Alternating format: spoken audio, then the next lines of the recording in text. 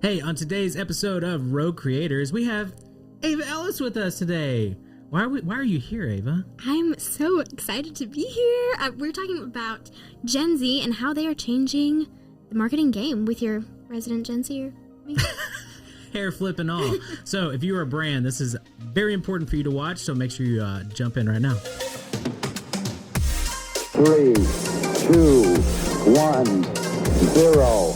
Liftoff. We have a liftoff.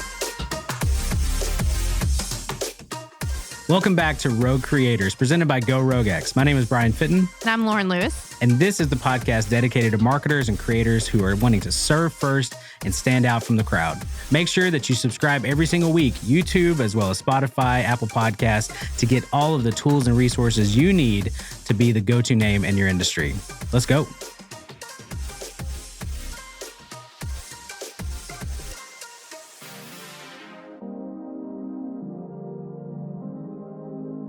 Hey, what's up, everybody? Welcome to Rogue Creators. This is a special episode, Lauren, right? It is very special. It's super special. We have Ava Ellis with us. I'm so excited to be here. Yes. So Ava usually sits like 10 feet away over here. Yep.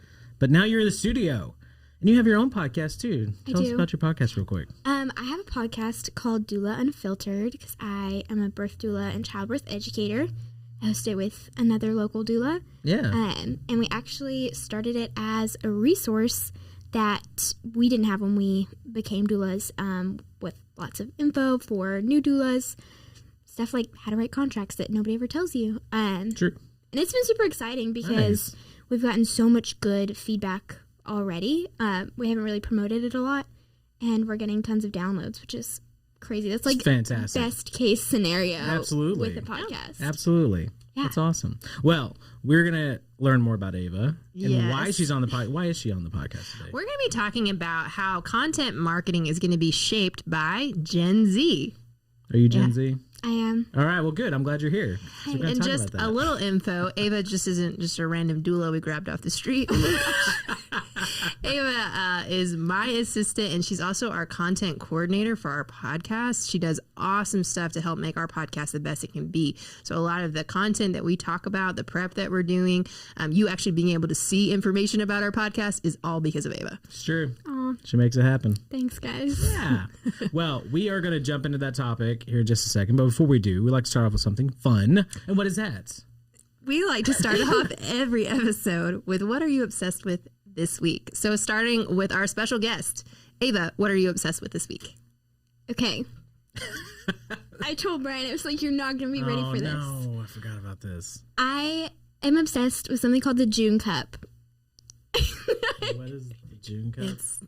It's for periods. Awesome.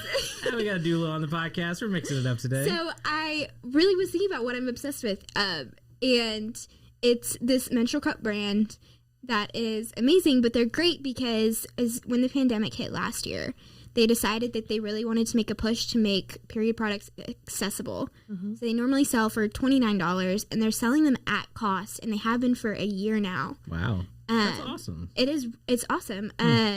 Because it's something that you don't have to replace for a really long time, so it's great for the environment, as well as it makes just period care more accessible, especially like for lower income families, because you may be spending $6 or if not more a month, and then to not have to spend that money is just, it's huge. And so I think that's really cool. And they also partner with like other organizations, so percentage of their profit from other things that they sell go to educating women in lower income areas in different countries.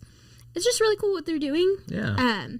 And to sell something at cost is a big jump, especially if you're cutting it from $30 to $6. Like, it's a big profit loss. But yeah, absolutely. I think it's really cool. We have talked about this before. I am aware of this product. There you go. I mean, I have converted a lot of my friends because of this, because now it's like, it's $6. You would spend that every month anyway. You might as well spend it and see if it works for you. Yeah, that's awesome. That was a good one. That was a really good one. You better follow up with something good too, Lauren. What Wow. are you obsessed with? Or threatening. I'm sorry about that. Hope your obsession's good. Okay, so Mine's not, by the way. So go ahead. Sorry. Awesome. We're off to a great start here. Stay in your space. Okay, so mine is actually a local business that actually Ava and I both really love. It's called Beautiful Lives. So this is a nonprofit organization. They basically take clothing donations and then they resell them. And all their profits go to help women that are kind of coming out of hard situations. And so they do support a ton of different organizations. This could be women artists in Africa. This could be women that are coming out of prison and trying to transfer back into a normal life.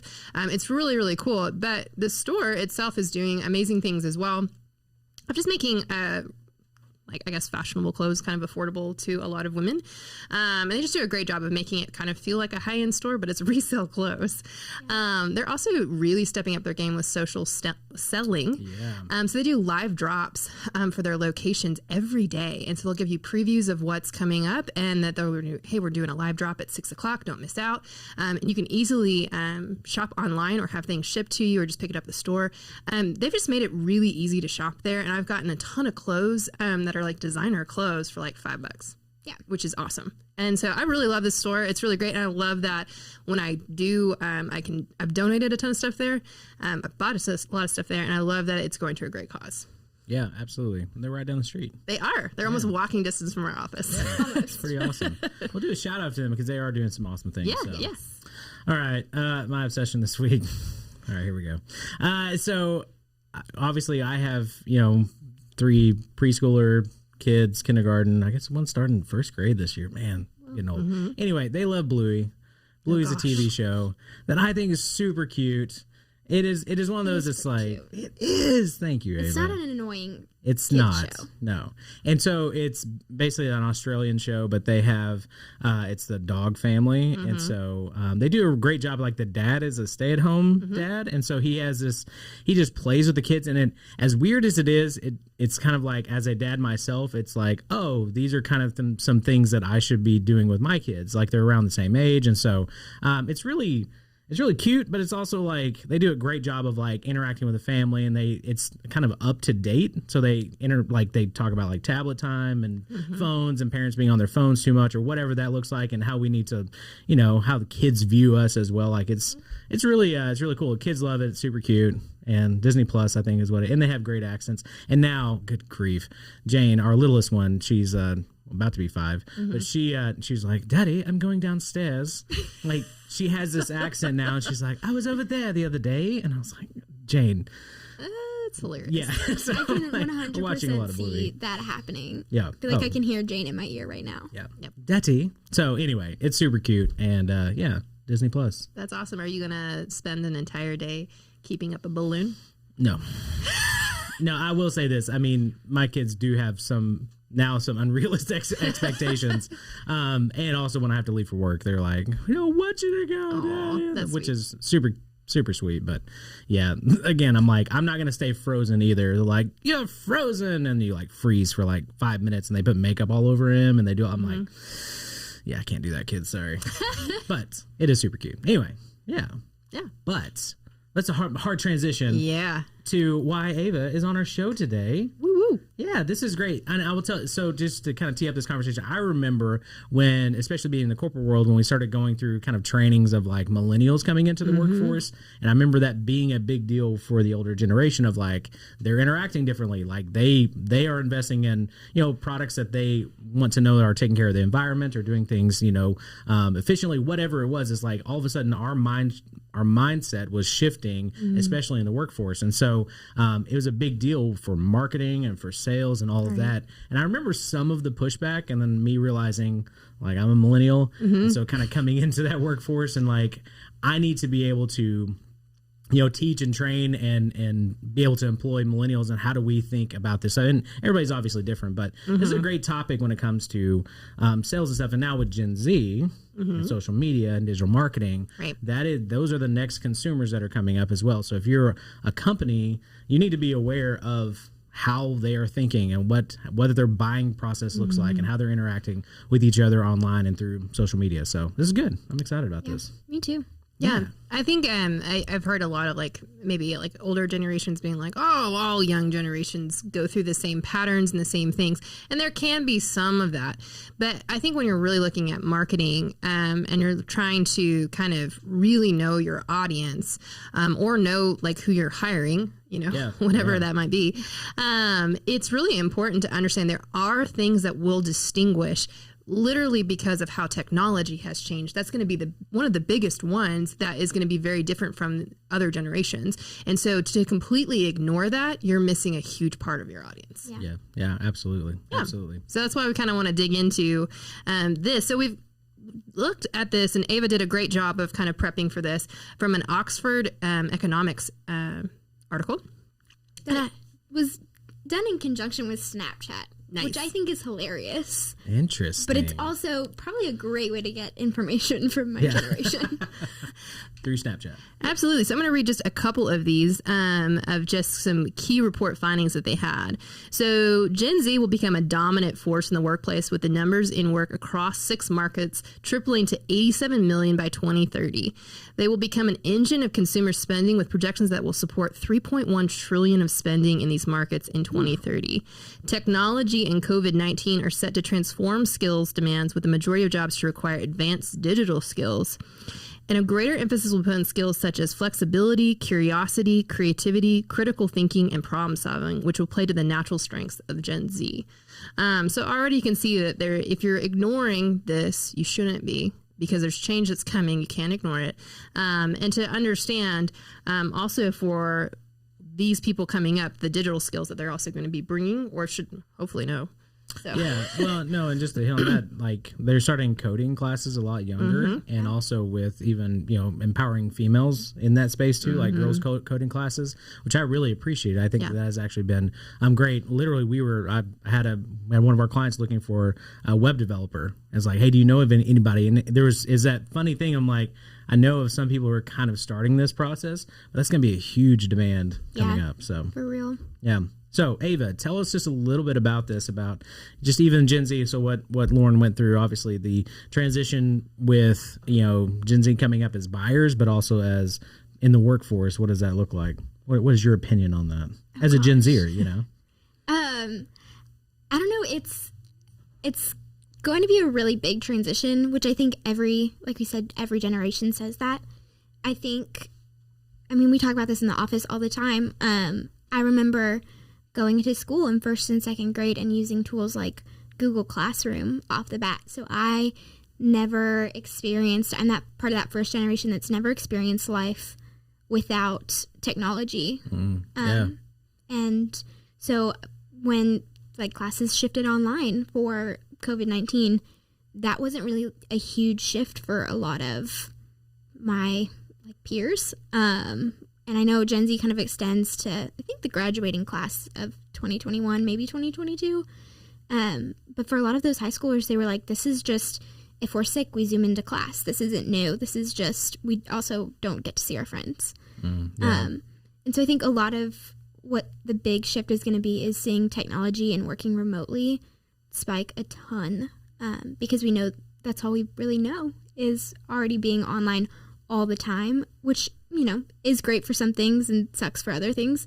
But I think that'll be one of the really big shifts. I think motivation is going to shift a lot too. I know I'm not really motivated by money. Obviously I am, because I have to live. That's good to know.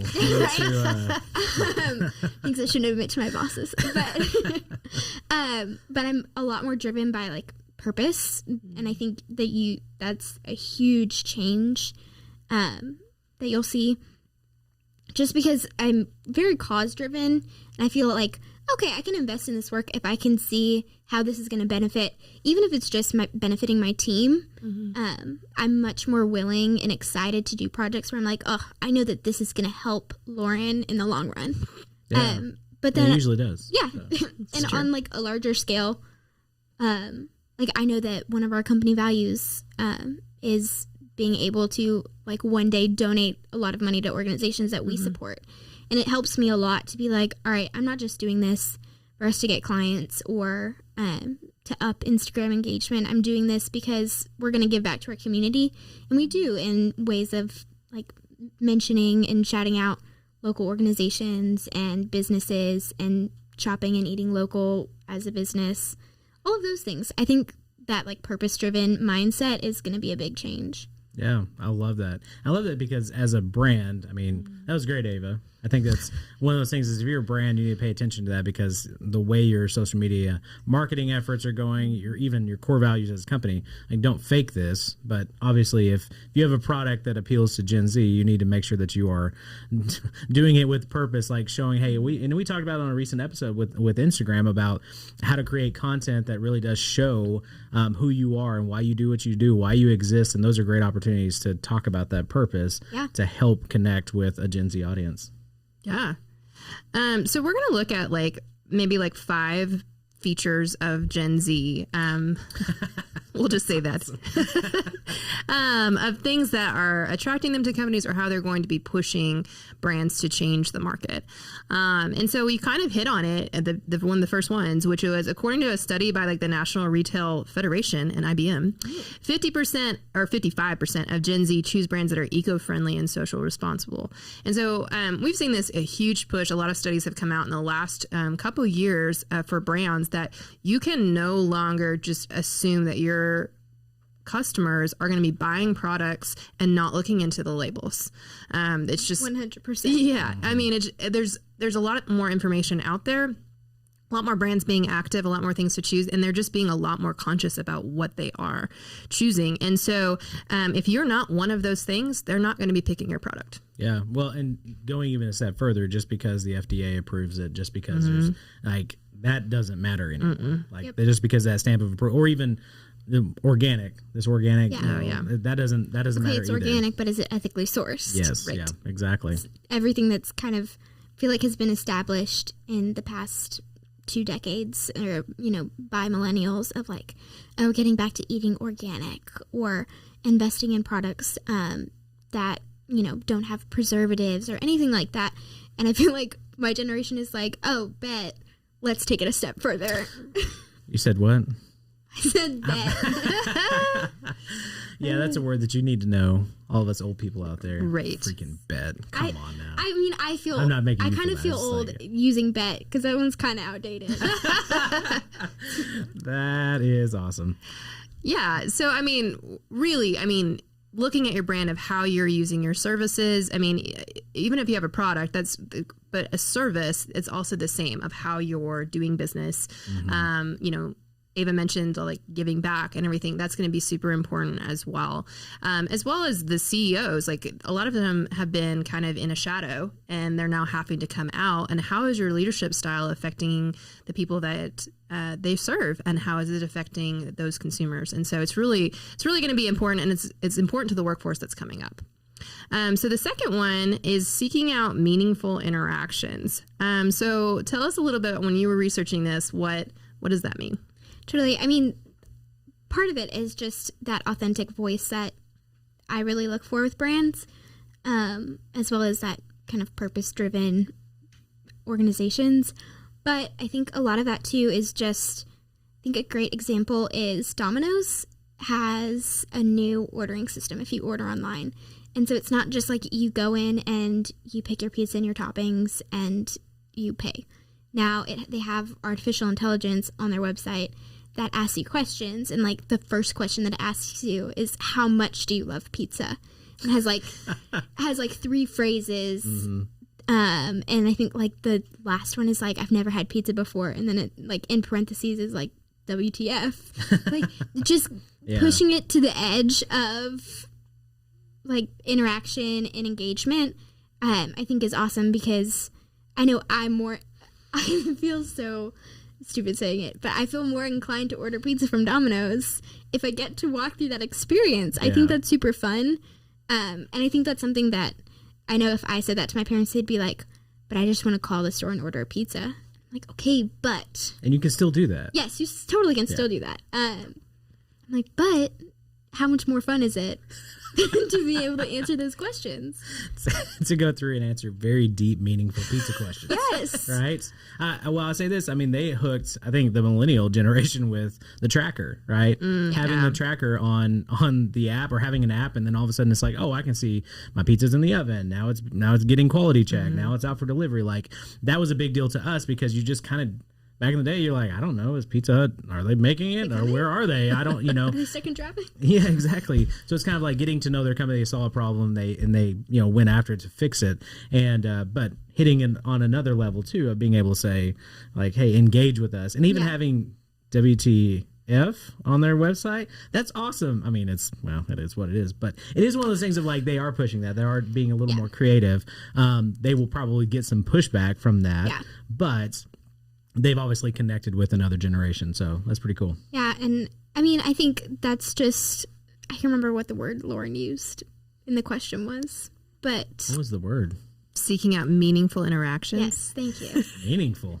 Woo. Anyway, I think part of that is making sure that, like, what's popping up on my feed in Instagram, I don't really care if you're just highlighting a product.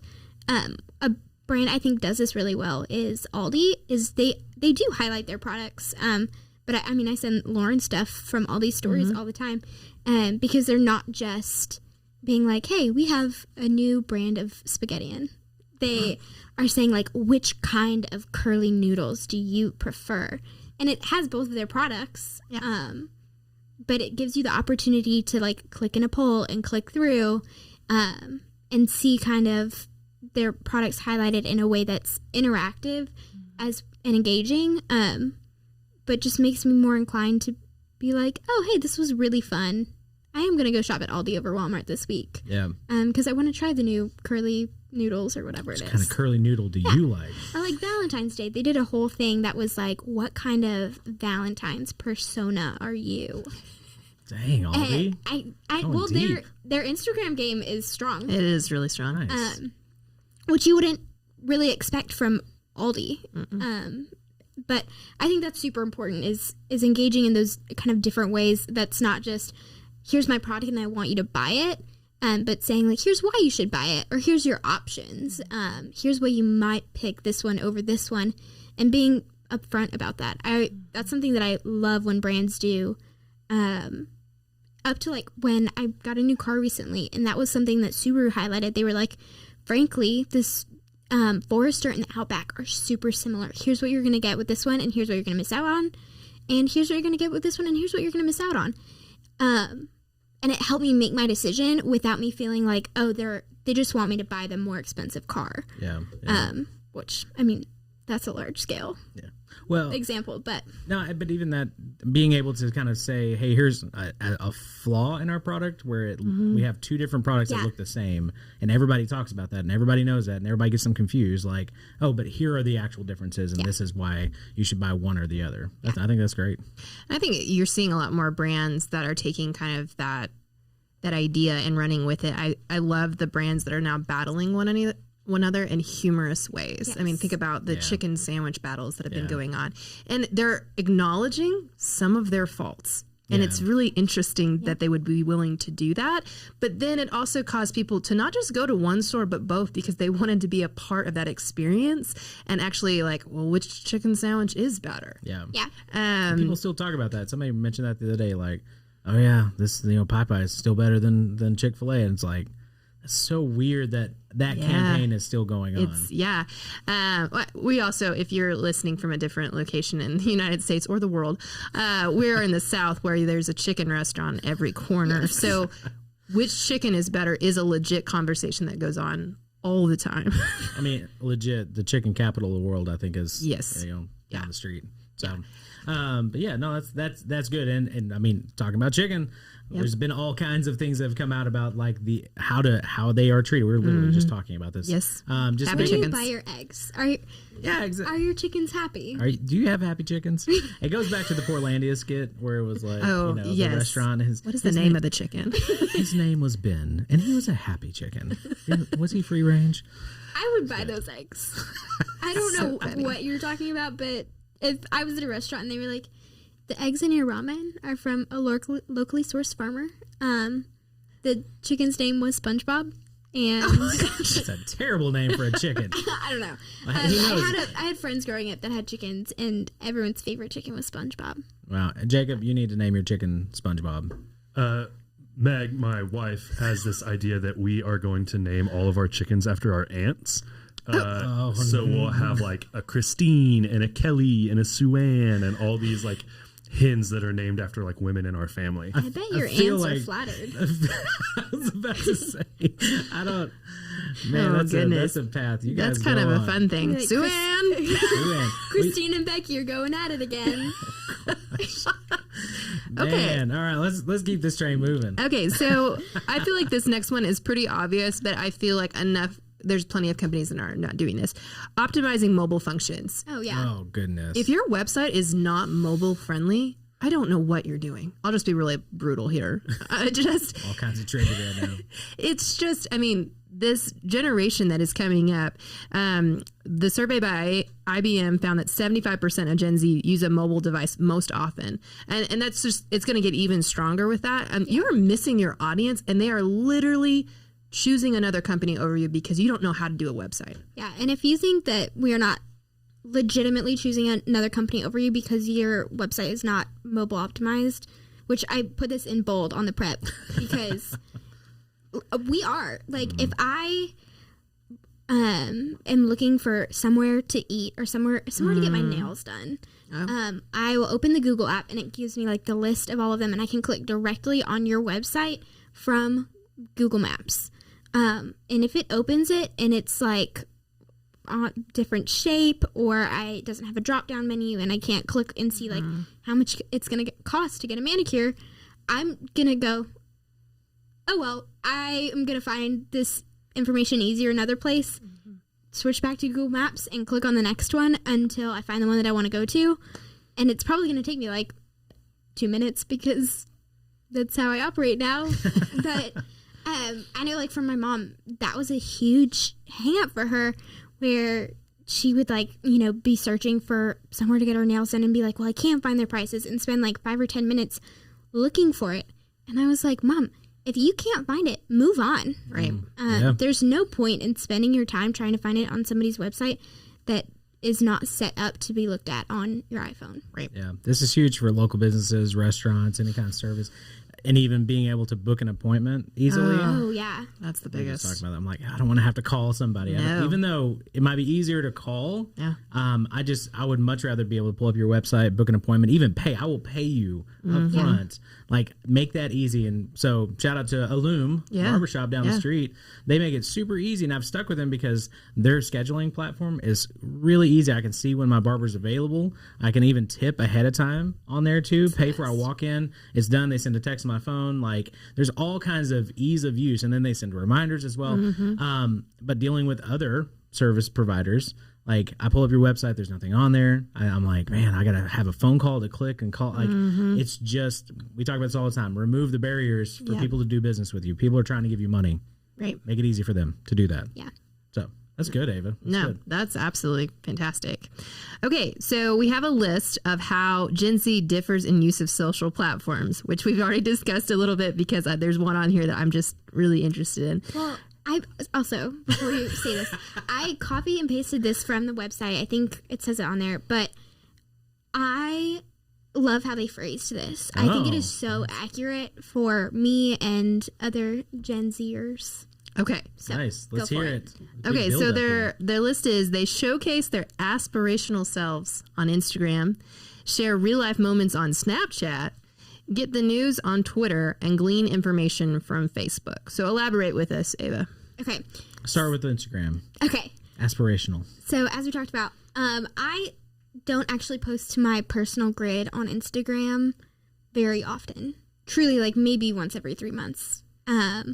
I've had Instagram since maybe 2014 or 2015, and I think I have 38 posts on my feed. Like, I do not post a lot. And it's not because I'm not engaged with the app. I know my screen time tells me every week that I need to spend less time on Instagram. Yeah. It's not because I don't have any photos to post. I take pictures here and other places all the time. It's just I'm only posting the true highlight reel of my life, which I mean, it's fine. I see that a lot with other people. I know specifically like certain friends that are like me and they don't post a lot. When they do post, I'm so much more likely to go like and comment and interact with that. But just because we're not posting all the time doesn't mean we're not constantly on Instagram or scrolling through the Explore feed or even just our own personal feed, watching stories, all of that. We spend a lot of time on Instagram. We just don't highlight our lives as much on Instagram, I think, as most people expect us to. So let me ask you a question. So with this, like a brand on Instagram, because you're obviously consuming content, from a personal standpoint, I'm the same way. I don't post a ton into my feed. I post stories, but I am with a brand. I want to see them active. Yeah. Is that the case still too? Towards like, yeah, you want to see consistent I think so. Updates in the feed, reels, that type of stuff. Yeah, I definitely get annoyed if like if there certain brands are posting multiple times a day or multiple times, sometimes even multiple times a week. Like I only need so many reminders. Like I follow a mattress company because I bought their mattress and they did a giveaway and blah blah blah. But once they started posting more than 3 times a week, I unfollowed them. Because I was like, cool, now my feed is saturated in mattresses, and I don't care. I lost the giveaway, so it doesn't matter anyway. But I feel like there's a firm threshold of you can only post on your actual grid on the timeline so often before you're going to start to lose people. But also making sure that those interactions are still happening. I can't tell you how many times I've like scrolled through. Instagram will actually tell you what your least interacted feeds are, and then you can unfollow people. I can't tell you how many brands I've unfollowed because I don't interact with them and they've only posted one time in the last month. I'm like, well, why am I following you if I'm not going to learn about a sale or a new product or something cool that your company's doing? Yeah. No, I think that's good. I think if you're only ever posting feed content, you've lost them because they're spending the majority of time on stories. Because I think of companies that don't actually post that often on their grid, but they're crazy active on stories. And I'm engaging with that. And a lot of them is because like Aldi, it's a great example. They have like interactive polls. They're telling me what's coming up. They're doing a great job. And so it's brands being smart about how you're engaging your audience. And, you know, your audience may not be Gen Z. At all. And so you may not care, and that's fine. But just knowing that the people coming up, this is something that they really care about. Yeah, absolutely. All right, let's move on to the Snapchat comments. Yes, so this definitely, as we were discussing, I don't think applies as much to businesses unless you truly are targeted at a younger audience, maybe with like an actual retail product. But which ad spend on Snapchat is still pretty cheap. Yeah. So, I mean, that is a good place. If you do have that audience, go there and advertise because you get a lot good bang for your buck, I guess. So, think about like sharing our real lives or authentic selves or something on Snapchat. I think that's super accurate because we talked about this. I don't have Snapchat anymore. But instead, I just deleted Snapchat because I was like, I have so many apps. I'm going to get rid of one. But I still essentially use the OG like Snapchat feature of private stories. And I do private stories on my Instagram and I post on there all the time. And it's goofy stuff. It's stuff that's like just, I don't know, my day-to-day life that my close friends are on. And that's, I think I have like 20 people on there and that's it. And those are the people that I want to know that I'm doing something dumb. Or I always post when I make bag salads. If you don't do this, you should do this. Just shaking your bag salad. It's now like a joke between a group of my friends. And it started there where it really is like a more intimate setting. Like intimate was not the right word. But yeah. But especially like if you're a brand that is selling a retail product, I would say Snapchat is a great place to be. Because buying that ad space is awesome. And as you're like clicking through people's stories, they have like a swipe up feature. And that is, I've used that swipe up feature many times. I'll admit to it. You got me with your advertisements. Yeah. Make it easy. Yeah. Make it easy. Yes. So the last two is getting the news on Twitter and gleaning information from Facebook. Yeah, I think so. Twitter, I don't have to touch on as much. Jacob and I talk about Twitter all the time. I'm proud of Twitter. Yeah. Came back. Well, Twitter's kind of the place to be for that obscure humor and news. I remember like when the Capitol riots happened, I was scrolling through Twitter and that was how I found out. I was like, man, this is kind of crazy. Well, seeing those live updates, obviously. Yeah. And it's just a really good place to skim information. It's a cool place. I love following like places that I really don't, I guess, buy their product or eat at the restaurant or anything, but like Netflix is hilarious. Moon Pies is one of my favorite accounts on Twitter. And I can't tell you how many times I've been like, man, I should buy some Moon Pies just like for the nostalgia. Because I follow them on Twitter. Good. Yeah. And Twitter is not the place to be posting photos and like links to your products. Nobody cares on Twitter. Yeah. But if you want to have like authentic interaction, Twitter is definitely a great place to be. Nice. And then Facebook. I feel like this is a big one kind of for us. I actually, as I was writing this, I thought about the fact that I did not have Facebook on my phone until I started working here. Interesting. And I do that so that I can help like manage clients. But Facebook is really irrelevant, essentially, to my generation. It's fine. I'm not offended by that at all. Yeah, which I mean, I didn't run through my college room like, hey, we're on Facebook, yay! Yeah, 'cause you had to have that .edu. You don't even know what that's like, Ava. I don't. We were so excited. Did not know that you had to have a .edu to have a Facebook. Need to know the original story, but I wasn't either. Watch the Netflix I didn't need documentary. Dang it! Sorry, you're old. I'm so old. Yeah. Anyway. But I literally didn't even have the app on my phone until I started working here. And I think that's pretty accurate for everyone. I know like in college, sororities use Facebook for the Facebook group feature, which is awesome. Mm-hmm. That's one of the reasons that I even have Facebook in the first place. Yeah. But even then, it's like you're on your laptop, maybe once a day, and you can check it then if you need to. But I would confidently say nobody in my generation is using Facebook to discover places or, at the level that like my mom does. Right. And Facebook's done a great job. I think they are shifting more to that group aspect. I mean, we talked about that on the podcast recently. Like your business needs to have some type of Facebook group because people are looking for interaction there, right? When it comes to actual like information and stuff. But even the news updates, like it's kind of interesting because I've gone there for like finding out news and what's breaking and stuff like that. The feed content though, I agree. I'm even kind of pulling back from that as well. Oh, yeah. Because about every fourth post is an ad, and Instagram does this as well. And so with stories, it feels like you can get past those ads a little bit quicker. Yeah. No, I agree. I think Facebook's about to have to make a huge shift, especially losing the Gen Z generation. So, like, why do you think that they bought Instagram? Well, yeah. I just don't want them to acquire Clubhouse. Oh, hang on, see what Clubhouse. happens. Hang on. I think I've heard for a couple years they're like Facebook's dead, and I'm like, maybe for your audience. And I think it's be careful when you hear this and everything. Yeah. Facebook is going to have to change something, particularly in its like articles and the issues that it's running into with all of that mess. But I think it's remembering your audience and taking this information, understanding that the generation coming up doesn't really care about Facebook. That's not what they use it for. But your audience, I mean, if it's, there. Yeah, if you're looking for like 60-year-olds, go there. The right place.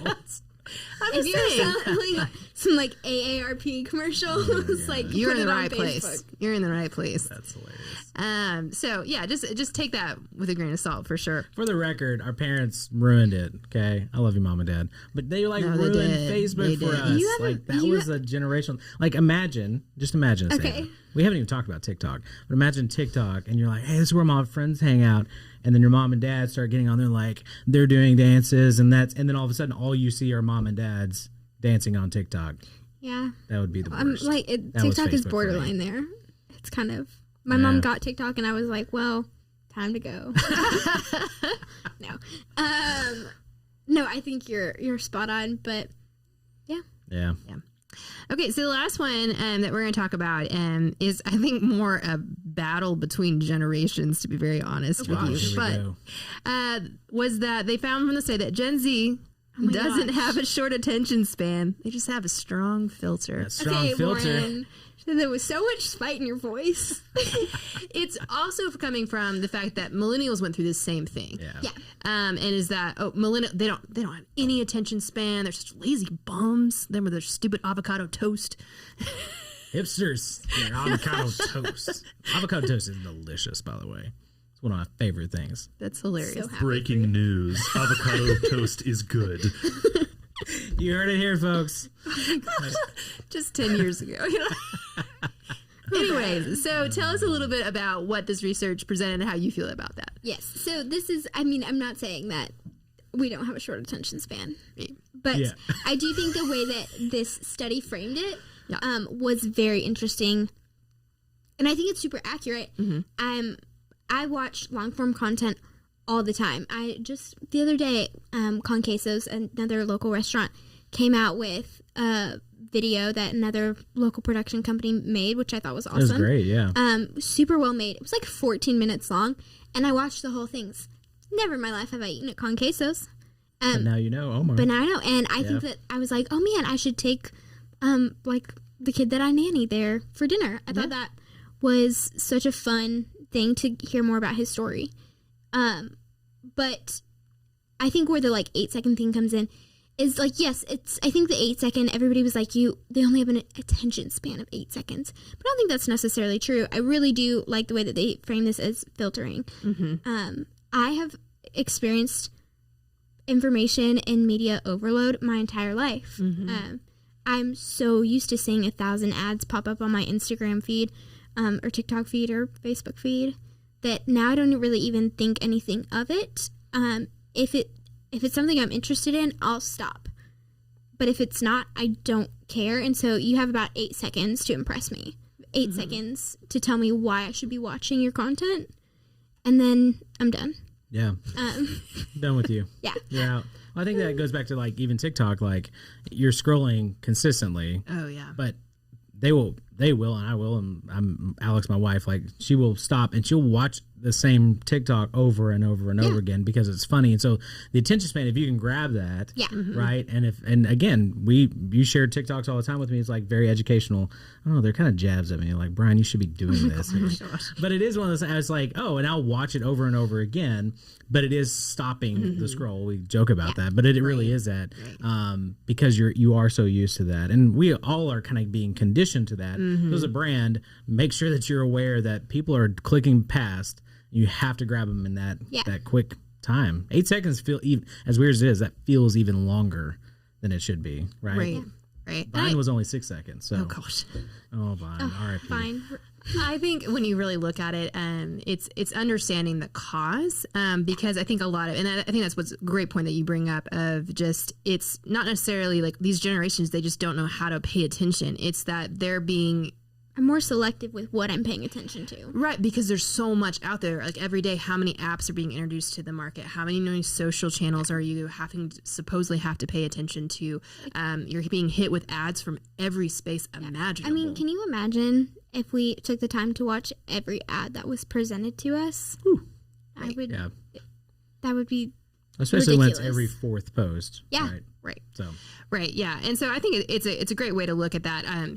For me, I think there's those spaces where you can see the selectiveness. I think I'm a former high school teacher, and so you can also see the effects of what social media is also doing inside like educational environment. And sometimes that's where you might hear my spite is where it gets. I've taught high school English before, and just those moments of sheer frustration. And I taught 8 years ago, so it's one of those things. It's like. It's so hard. But it just shifts also using those tools and everything for those generations to capture their intention. You just got to be more creative. Absolutely.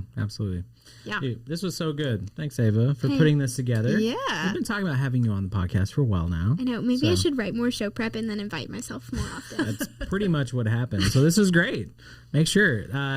So everything that we talked about will be on our blog, and Ava will make sure it's there. So this was great resources. We need to give a shout out to Omar and Conquesos because it's a phenomenal video. Find out who the production company was too, because we want to highlight them. That was a great video. They did a great job with it, as well as the storytelling aspect of that. And so we'll make sure to link that. But a great example of an authentic history of a business and showing why you should care about that business. And so great job there. But yeah, everything will be available for you guys over on our website. So make sure to go check that out. And thanks again, Ava. Hey. Thanks for having me, guys. Absolutely. All right. It's really a lot to be on this end of the mic. Well, we'll have you back. One day. I mean, you'll have yourself back at some point. Yeah, essentially. So, all right. Right. Well, good. All right. Thank you, guys.